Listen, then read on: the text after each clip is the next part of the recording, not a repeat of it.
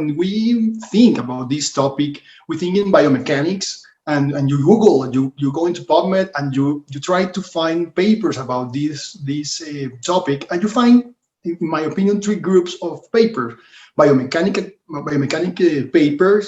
papers about technique and videos, as Ivan just showing us very well, and the results. I mean, what happened when we put in practice the biomechanics and technique, and about the results, it's what I'm going to talk in this talk.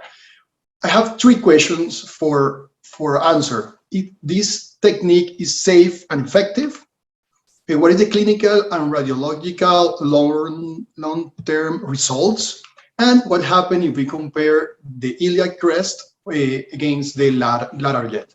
Okay, it's safe and effective. Actually, Ivan just published this paper. I'm going to show paper from the last 3 years. It's a short follow-up, 1.4 years of follow-up, 13 patients. And what they found, the authors showing us, is that all the patient improve in score, the movement improve, the instability improve. They didn't find any dislocation or apprehension, no intraoperative complication, no neurovascular injuries, no infection, no major bleeding, and just have one partial graft non-union. I mean, looks like it's effective and safe. But what happened with the resorption or remodeling of the graft? Look, 10 of 12 patients have less than 50% of the resorption of the graft, and one have more than 50% of the resorption. But it's a lot of patients with the remodeling of the graft, but without a clinical implication because the patient remains stable in this paper. This is another paper, 5-year follow-up, 24 patients with a glenoid defect from 22%.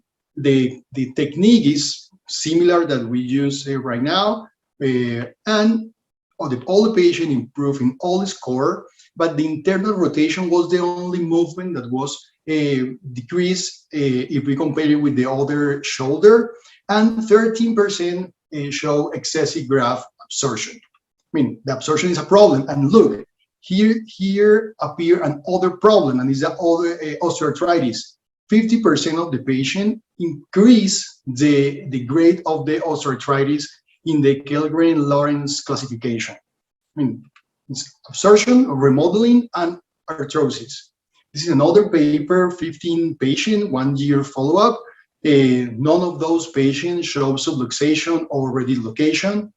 11% was a complication, but not a big deal. It was just hematoma and reduced sensibility over the iliac crest. And none of those patients show resorption, but those patients, 35% show mild osteoarthritis. I mean, this is a other other study, 22 patients, and compare allograft with autograft. And looks like the logical say that it's better if we use autograft. In the Oxford score, show that it's better the autograft than allograft, and the resorption is more resorption in the allograft group than in the autograft group, and the no-union rate was higher in the allograft group.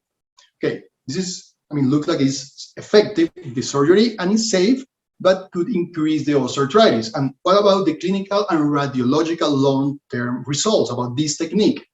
This is a paper with a huge follow-up, 18 years, 34 patients at the end of the follow-up with the J-shaped graft technique. Use it, and looks like all the patients improve in the movement, improve in strength, and it's almost similar than the contralateral side. They have just one redislocation. 77% of the patient has apprehension and relocation test negative, and just 5 patients has a hypoesthesia at the iliac crest.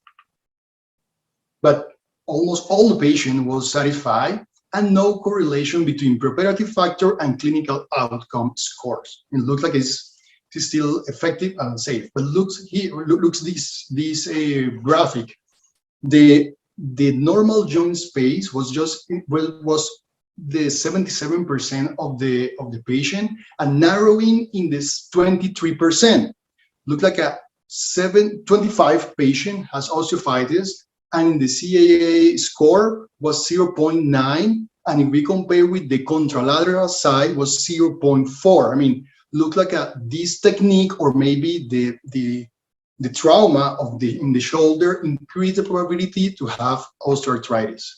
Look, in the affected side, they find that no sign of instability arthropathy in the 26%, and in the contralateral side was 69%. And it looks like a huge difference between the affected side and the contralateral side in terms of the osteoarthritis.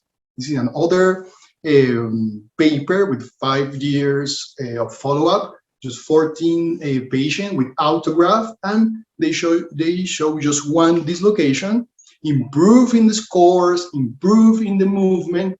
But look, this is what we were talking in the discussion before, the graft remodeling, and try to adopt the pure shape of the glenoid with the follow-up.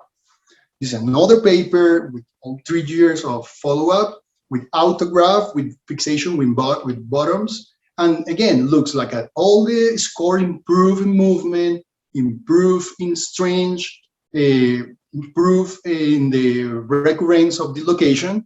I mean, they find that there's no recurrence in their patient, no subjective shoulder instability, no major complication, and the postoperative shoulder range of motion was almost equal to the contralateral side. I mean, at this point, this technique looks fine, effective, it's safe, and the result, and in the long term, is a good result.